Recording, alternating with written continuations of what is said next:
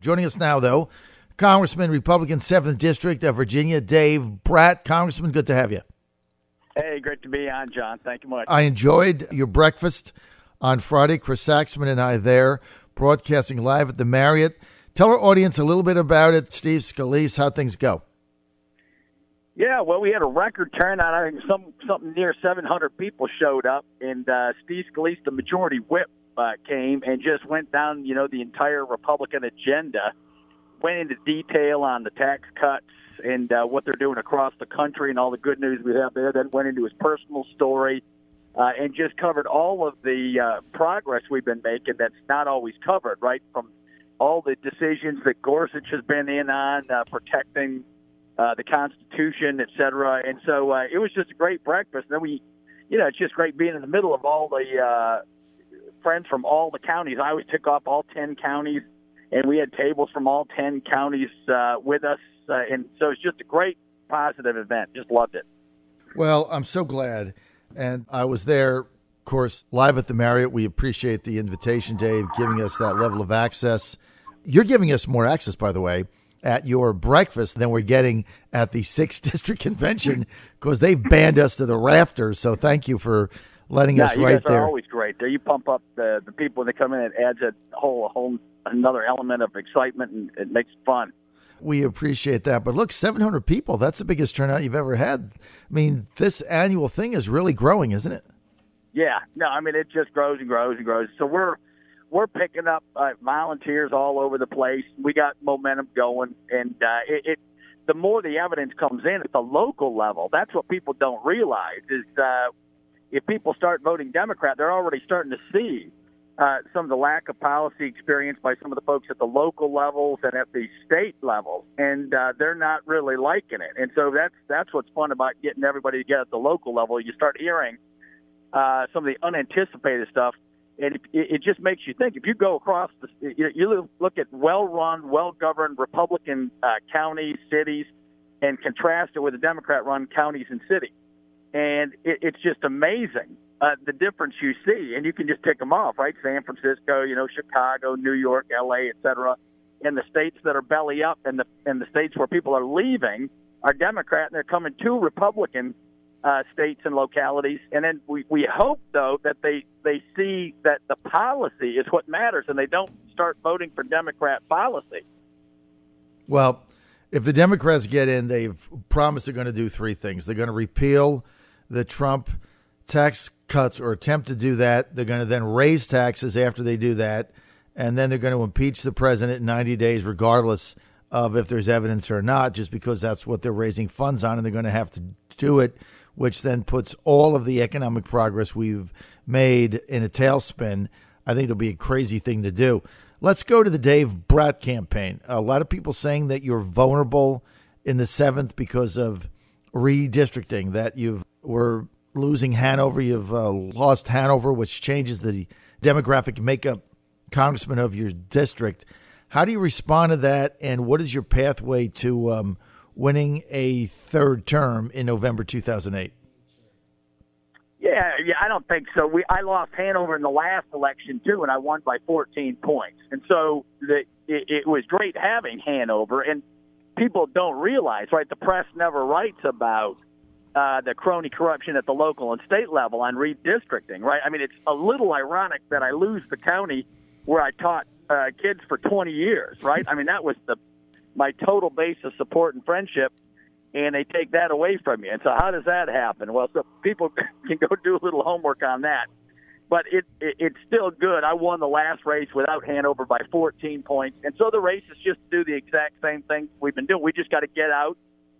When we're back, I'm up there 3 weeks and back 1 week. And this past week, I got everywhere. We were in middle schools, in Rotary meetings, and Chamber of Commerce meetings, meeting with tons of small businesses. And, boy, you want to hear good news. I wish the news media, right, whenever they poll people on taxes, half people don't pay taxes, and 20% pay about 70% of the income tax, et cetera. And so I wish they'd pull more of the people in small business and say, hey, how's this tax cut affect you? And so that's if they start hearing from small businesses, we're going to be in some good shape. Well, the economic progress that the country is making and the great economic news. Look, we just had more good news on Friday. I mean, unemployment down to record low levels. So things are going in the right direction. You're going to have a Democratic opponent that will emerge after the June 12th Democratic primary. They've already been asking whoever the winner is, has said, hey, is the congressman going to agree to a series of debates? Are you open to that with whoever the eventual Democratic nominee is, Congressman? Yeah, sure. I mean, we haven't gotten anywhere near that. The Democrats are still selecting their candidate, and so it might be hard for Democrats to. We haven't gotten anywhere near that, but it's just amazing to me. The press grills me on issue after issue after issue, which is the way it should be. That's a good thing. Ask tough questions, but we don't know what any of the Democrat candidates are running on the major issues, and especially what you just talked about. Are they going to raise taxes? Are they going to impeach the president? Are they, we don't know the answers to the big stuff, and the press isn't doing a good enough job on the Democrat side asking the tough questions. Look, I agree with that. They got to start asking some tougher questions. Let's get to the Gina Haspel nomination. Although you're not part of it, Congressman Dave Brat not being in the U.S. Senate, it was reported that Gina Haspel wanted to withdraw her nomination on Friday because she didn't want to be what she called Ronnie Jackson to death. What happened with John Tester and all that. Right. And then two officials from the White House, Mark Short, who was, by the way, on my show at 9 a.m. on Friday, and then also Sarah Huckabee went to Langley to talk her out of withdrawing her name and staying in and fighting. I know that you're not in the Senate, but you're dialed into what is going on. Is she going to be confirmed based on Congressman, what you've heard? Well, I think if our side fights for it, we can. But going back to the issue, it's all politics, like we were just talking about, right? So the Democrats are running. They say they're going to bring a new tone up to D.C., right? And all the Democrats up in the swamp talk about the Trump comments and the tweets and whatever. And they're upset about the tone. But if you look at what's really going on in D.C. on the broad spectrum, I mean, the Democrats are not allowing the government to function, right? 8 to 10 of the top political appointees at the FBI have either been fired or stepped down or relieved of duties or switched. We got the two the other day that did the text just stepped down because I think they see the writing on the wall with the inspector general. And so it's a broader problem, right? And our side doesn't do a good enough job of calling out the Democrats. They are obstructing the entire functioning of the U.S. government. And you talk about Kerry and the State Department going to oversee. I mean, it's from head to toe. We can't get judges through. We can't. It took us a hard fight to get Pompeo, who's first in his class at West Point, Harvard Law, editor of the Harvard Law Review, starts two businesses, head of the CIA, and then it's a question of whether he can run state. I mean, it's just unbelievably political right now. And so we've got to do a better job of calling out the Democrats and say, hey, it takes two sides to work across the aisle.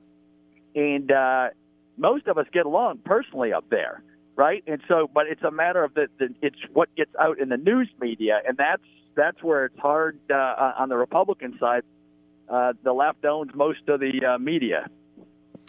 Well, even get to simple things like the president's nominees for the Consumer Product Safety Commission. I just did an article on this today that I sent out called the CPSC. I did a column on it, and he can't even get his nominees for the Consumer Product Safety Commission through the Democrats in the U.S. Senate.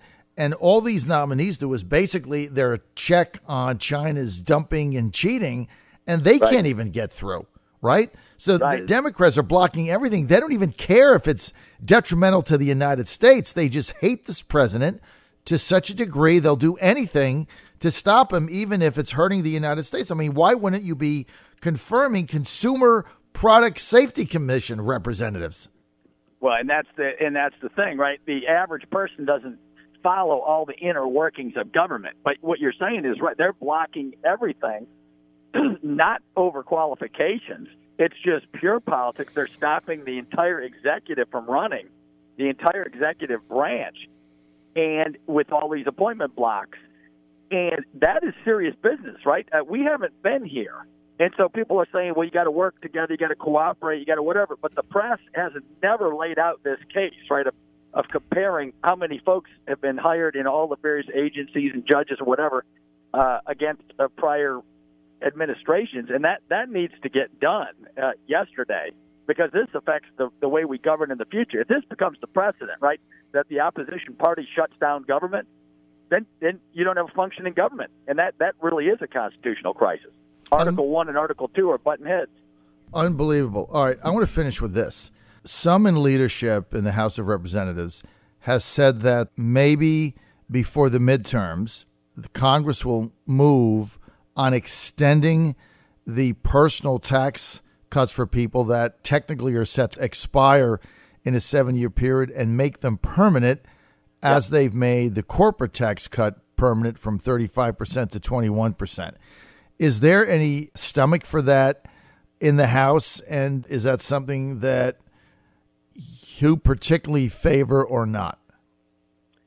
Yeah, I absolutely favor it, and I think there is a stomach for it. And some of the Democrat votes, right, just to remind folks listening, we didn't get one Democrat vote to cut your taxes.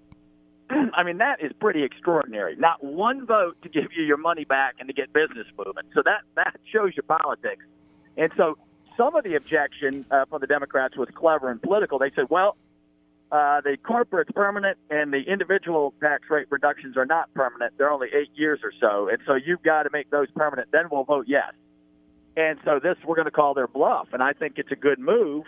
And so let's put it all on the table, extend the personal rates, ask the Democrats running for office and who are in office, what do they think of that?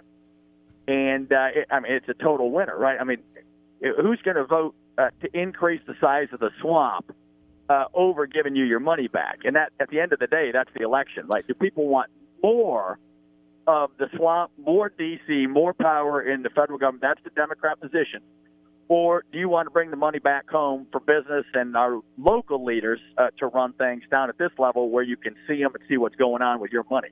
And that applies across the board, by the way. The opioid money isn't making its way down here. We just passed a trafficking bill. We got to make sure that gets resources down here. And so we got hard work. Some of our sheriffs, Carl Leonard and Mike Wade and Henrico, are just doing heroic work. And the Shinholzer Foundation and a lot of the faith community is actually dealing, right? When the people have an opioid problem, they go to the churches and the faith community and get and seek relief there. And but they don't receive any funds. The funds all stays bottlenecked up with the elite. Well, Congressman, the Democrats in the House of Representatives complained bitterly about the tax cut when it was passed, about the fact that the personal tax cuts ran out after a 7-year period, that they sunsetted and the corporate did not. So right. I don't know why your leadership would not get that on the table ASAP and then let the Democrats weigh in on it, because either they think that the fact that they're sunsetting is a problem or not. Give them the opportunity to then vote to make the personal tax cut permanent like the corporate tax cuts are. I mean, if they say they want to make them permanent, then put them in a situation where they can do that, right? Why wouldn't you do that? I couldn't agree more. I don't know. Mitch McConnell in the Senate is a mystery. He's baffled us. We couldn't get Obamacare through. They did the Omni. They didn't leverage hard enough against the Democrats there. It's almost as if he wants to spend that much more money. And so on this one, it's such a softball. It's such an easy win that everybody wants. I hope we get it up in the next month or so before summer comes around. All right, we'll find out. We're out of time. I want to thank Congressman Dr. Dave Brat for being with us, Republican, 7th District of Virginia. That's the Central Virginia area. He's up for re-election to a third term in November of 2018. That'll be November 8th, 2018. So be sure and put that on your calendar. For more information, go to, this is really easy, davebrat.com. That's davebrat.com. Congressman, always a pleasure to have you on. Thank you, as always, for your unabashed candor. Hey, you bet. Have a great day, everybody.